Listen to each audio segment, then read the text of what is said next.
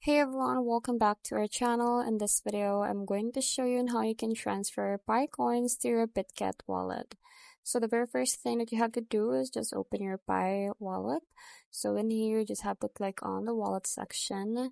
So in here, you have two options, which is to unlock with passphrase and unlock with fingerprint. So if you have your passphrase stored with you, you just have to click on this one and then enter your 24-word passphrase.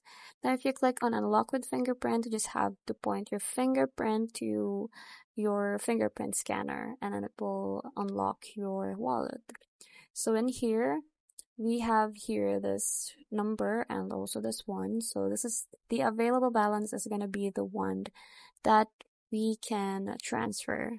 So what you're going to do is just go ahead and open your Bitget wallet. So in here, you just have to click on this add funds.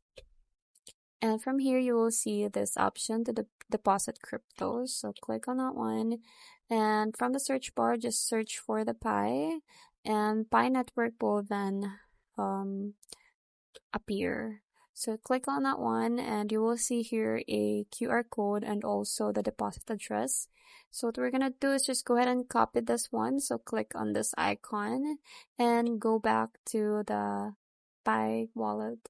So in here, you just have to go ahead and tap on pay or request. Click on that one and then in here you have two options, which is to scan or show the QR code or also manually add wallet address. So what we're going to do is just go ahead and click on manually add. So from here on the wallet address, you just have to paste the wallet address that we have copied from Bitget Wallet. So after that, just go ahead and type in the amount that you want to send and then scroll down and tap on send right here. So after that, just have to double check everything, the recipient, the fee and stuff like that. So after that, just tap on confirm and the transaction will then be proceeded. So that's pretty much it. That's very quick and easy. I hope you find this video helpful. Thanks for watching and we'll see you in my next one. Bye!